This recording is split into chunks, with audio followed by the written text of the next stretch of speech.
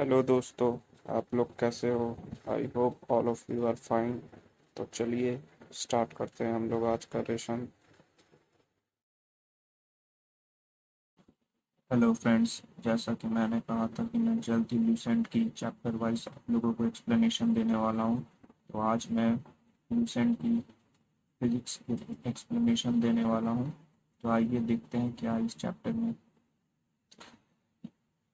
Unit, the chosen standard used for measuring a physical quantity is called unit. किसी भी standard को represent करने के लिए हम लोगों को एक यूनिट का यूज़ करना पड़ता है, जो कि यूनिट होना चाहिए well defined, easy to reproduce, easy to compare, internationally accepted और independent of changes in physical condition. मतलब ये है कि वो जो यूनिट होगा वो इजी वेल डिफाइंड होगा, उसे इजीली हम लोग लिख भी सकेंगे और इजी टू कंपेयर होगा, आपस में कंपेरिजन भी कर सकेंगे वो लोगों में। और इंटरनेशनली एक्सेप्टेड होना चाहिए, मतलब थ्रू आउट द वर्ल्ड वो एक्सेप्ट होना चाहिए। Independent of changes in physical condition, और उसमें कोई भी फिजिकल कंडीशन का इफेक्ट नहीं होना चाहिए।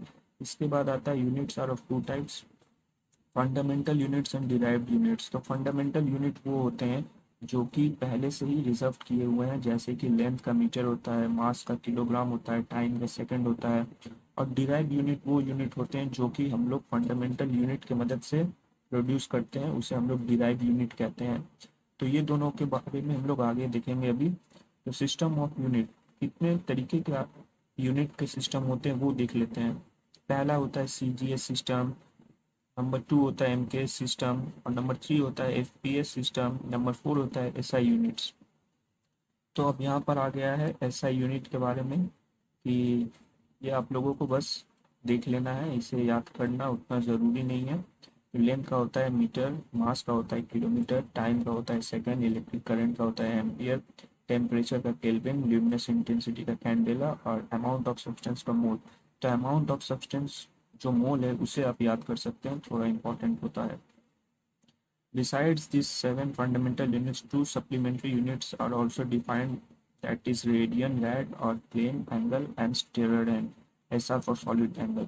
तो ये बहुत ही important point बनता है स्टूडेंट्स कि सप्लीमेंट्री यूनिट्स बाकी के और भी दो हो जाते हैं, जिसका नाम होता है रेडियन या फिर rad for plane angles, and steradian and SR for solid angle. तो ये आप लोगों को पता होना चाहिए। इसके बाद हम लोग आते हैं all the units which are defined express in terms of fundamental units are called derive units. तो ये मैंने आप लोगों को पहले ही समझा दिया कि जो भी डिराइव यूनिट्स होते हैं वो फंडामेंटल से ही आते हैं। तो फंडामेंटल यूनिट से ही डिराइव यूनिट्स बनते हैं। तो यहाँ पे कुछ डिराइव यूनिट्स का आप लोग एग्जांपल देख सकते हैं, जैसे कि फोर्स। फोर्स का जो डिराइव यूनिट होता है वो होता है, तो यहाँ पर कुछ एग्जांपल दिया हुआ है डिराइव यूनिट्स के, देखते हैं। जैसे फोर्स का डिराइव यूनिट होता है, फोर्स का मतलब यहाँ एग्जांपल है, डिराइव यूनिट्स का एग्जांपल है फोर्स, जूल, और इसका सीजीएस यूनिट्स हुआ टाइम, ईआरजी अर्थ, और ऐसा यूनिट हुआ न्यूटन जूल। और आप लोगों को ये पता होना चाहिए कि 1 न्यूटन इक्वल टू 10⁵ टाइम होता है, और 1 जूल इक्वल टू 10⁷ अर्थ होता है। Some practical units of length, mass and time. यहाँ पर जो इम्पोर्टेंट चीज़ जो मेमोरी में रखना होगा वो है light year equal to distance travel by light in 1 year in vacuum. 1 light year का वैल्यू आप लोगों को पता होना चाहिए, इक्वल टू 9.46 इंटू 10⁻15 मीटर होता है। इसके बाद हम लोग आ जाते हैं, जो यहाँ से मेमोराइज करना पड़ेगा वो है 1 एटॉमिक मास यूनिट एम और Dalton equal to 1.66 into 10⁻27 kg। ये इंपॉर्टेंट होता है। उसके बाद हम लोग फिर डायरेक्ट आ जाते हैं यहाँ पर कि ट्रॉपिकल ट्रॉपिकल ईयर क्या होता है। It is a year in which total solar Eclipse offers. तो दोस्तों अब आप लोगों को जानना चाहिए कि सोलर इक्लिप्स क्या होता है।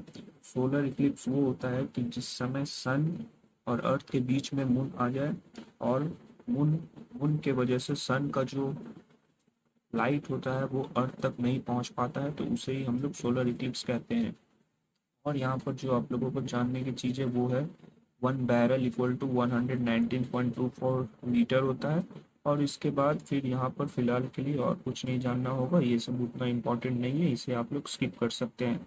तो दोस्तों ये फर्स्ट पार्ट थी, नेक्स्ट पार्ट में मैं फिर एक वीडियो लेकर आऊँगा। अगर आपको वीडियो अच्छा लगा तो लाइक करें, सब्सक्राइब करें और शेयर जरूर करें, इससे मुझे मोटिवेशन मिलेगी नेक्स्ट वीडियो बनाने की। So thank you guys.